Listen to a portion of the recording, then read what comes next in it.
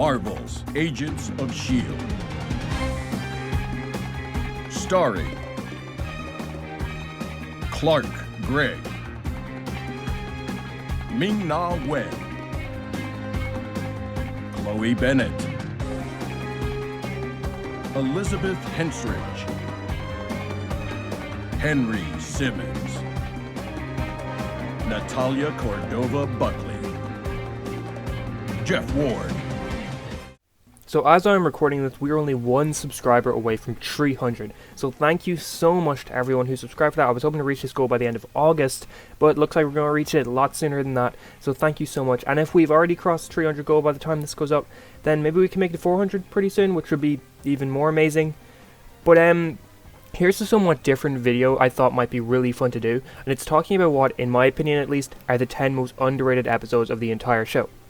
Now, I'm not ranking them or saying which I think is better. This is just a bunch of various episodes from the first 6 seasons that I feel don't get the recognition or appreciation that they deserve for various reasons.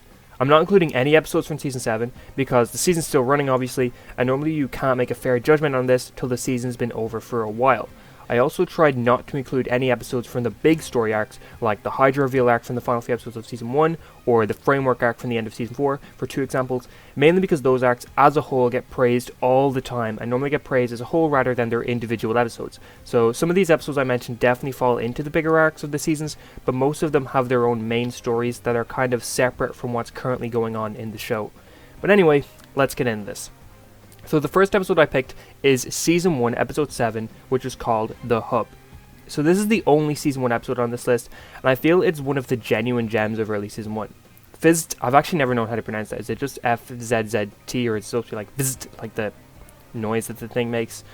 Well, anyway, Fizz and Tracks get deserved praise, but this episode doesn't. If you don't remember it, the plot is that Ward and Fitz are sent on a mission while the rest of the team are at the hub. Daisy, or Skye at the time, and Jemma discover there is no extraction plan to get Ward and Fitz out, and the episode as a whole just has some of the best early character dynamics. This is the first time we see Skye and Jemma really start to become close to each other as friends, and it's also the beginning of that brotherly bond between Ward and Fitz that ends up being the reason why Fitz is the last on the team to accept that Ward really is Hydra. We also have the amazing scene of Jemma tasing Sitwell when she doesn't know what to do, and this is just an all-around fun episode that, while not being too important to the overall plot, helps push a lot of the smaller elements of the show into the limelight. The second episode I picked is Season 2, Episode 7, called The Writing on the Wall. So coming an entire season later, it's one of my personal favourite episodes of the entire show that has 2 ongoing plots that both work so well. The first is Ward on the run and in the open for the first time since Season 1, and so Trip, Bobbi and Hunter are dispatched to find him.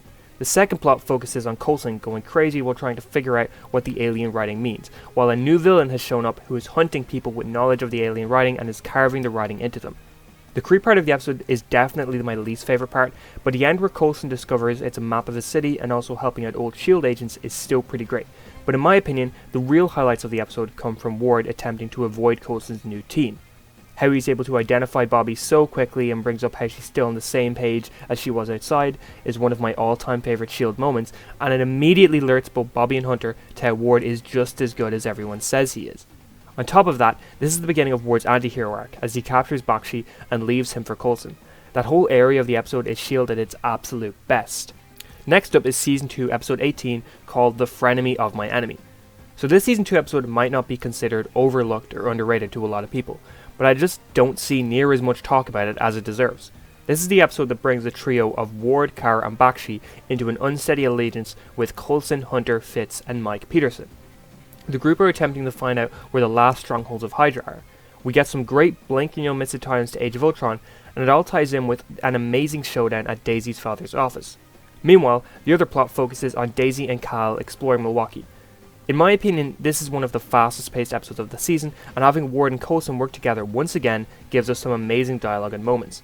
We also get to see the first proper interaction between Fitz and Ward since early in the season, and also the little hint that Ward still has feelings for Skye. All in all, this is just a fantastic 40 minutes, and it's episodes like this that personally make me enjoy Season 2 almost as much as I enjoy Seasons 4 and 5. Next up is Season 3, Episode 8, which is called Many Heads, One Tail. So this Season 3 episode is the final one of the entire show that has Ward somewhat operating on his lonesome or without a team or people around him. It's also, in my opinion, the best Ward episode in the entire show, as we have him chase Malik across the world in search of one of the Von Strucker vaults. Meanwhile, on the SHIELD front, Bobbi and Hunter infiltrate the ATCU as we realise Rosalind and Banks aren't actually the villains we thought they were. Fitzsimmons have their first kiss in the entire show, and the team also makes the amazing reveal that the NASA symbol is actually just like the Hydra one, and we realise that Hydra has been around a lot longer than World War II. But the Ward fights in the beginning of the episode, as well as his shenanigans on the airplane, make for some unforgettable moments with his character, and all the ATCU stuff is also top tier SHIELD and gives us some great Hunter and Bobbi moments. And all in all, this episode is just filled with moments and huge reveals that just somehow get overshadowed by the two-parter that immediately follows it. Next up is Season 3 Episode 17, which is called The Team. So The Team is basically the Secret Warriors episode of the show. We've been teasing them for an entire season, and unfortunately this amounted to all we got. So as a superhero team or comic book episode, this episode can be a little bit disappointing, but if none of that bothers you, then this episode actually ended up being pretty surprising. So the plot is that the main members of S.H.I.E.L.D. are getting their asses handed to them by Hive and his Inhumans. So Daisy activates the Secret Warriors initiative and brings in Joey, Lincoln and Elena to team up and save them.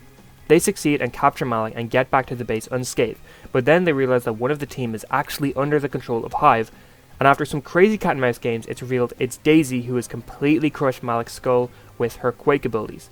Kinda crazy thinking about that after what we know about Season 7, right? But the Daisy stuff in this episode might actually have been the darkest the show had delved to this point. All of this also ends up being the reason she runs off, takes the name Quake, and joins up with Ghost Rider. Season 3 might have been a somewhat mixed bag, but this was an episode that, while might have appeared as a one-off from the outset, ended up having huge consequences for the season and the following ones. Next up is Season 4 Episode 3, which is called Uprising.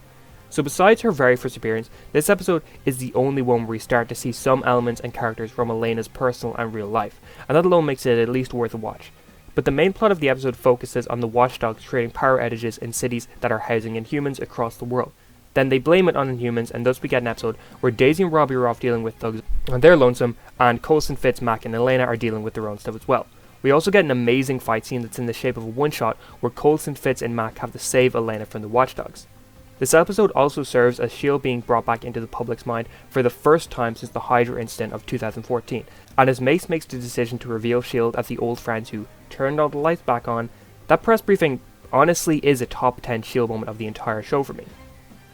Next up is Season 4 Episode 13, which is called Boom. So the reason why Boom gets overlooked is because it comes right before the framework arc kicks into gear. This is the episode that puts all the pieces into place that brings our characters into the Hydra-infested world. And Shockley's Inhuman exploding powers make him one of the most dangerous Inhumans on the show, even though this is the only episode in which he actually has those abilities. This episode also has some of the greatest Mace scenes with him and Fitz charging Shockley into the containment pod, as well as his "I'm the blocker" speech as he charges the Superior, which also happens to be the first usage of his Patriot music in the entire show. This episode also comes with somewhat of a somber feeling on rewatches. You know that things are going to get worse at the very end of the episode. This is the final moment of peace and calm for a lot of these characters until the very end of Season 5. And even then, in the vein of Mace or Coulson or even Fitz, this is the last time they'll really get to take a breather ever. Because right after this episode, we have our team pursue Mace and the Superior, which leads to most of them being brought to the framework, while the others have to fight for their lives against LMDs in the remnants of the S.H.I.E.L.D. base. Then right after the framework, the team has to deal with Ophelia. Immediately after that, they get sent to the future and have to spend a year trying to save the world, or in the case of Fitz, he'll get sent into space for a year. It's insane to think about, and really makes this episode a much crazier rewatch. Next up is Season 5 Episode 1, and I guess Episode 2, but I'm kind of just counting Episode 1, but Orientation. Okay, this might be the least overlooked episode on this list, and it being a season premiere already makes it more well known and memorable than all the others on here. It's also technically 2 episodes, but in my opinion this is far and away the best start to a season in the entire show, and there's no beating around the bush. We're instantly thrown into it. We instantly realize we're dealing with Kree, and we meet all these new characters in these first 2 episodes as well. Season 4 might be the magnum opus of S.H.I.E.L.D., but the Season 5 premiere definitely was on the same level from what we'd come to expect from the show after the insanity of the prior season. Next up is Season 5 Episode 15, which is called Rise and Shine. So Rise and Shine is one of the more unique episodes in the entire show to me. Almost the entire episode is done through flashbacks, but each flashback segment is focused on different characters. We get one focused on Hale in her Hydra school, which shows us Whitehall again, as well as young versions of many Hydra people we'd seen over the course of the show. We get flashbacks to what some of Hydra did in the immediate aftermath of Malik's death, as well as hearing about what they did after the Chitauri invasion. Then we also get flashbacks to Talbot and Ruby, and to top it all off, the final 5 minutes of the episode still show us the core SHIELD team and how they're dealing with Flitz's split personality situation from the prior episode.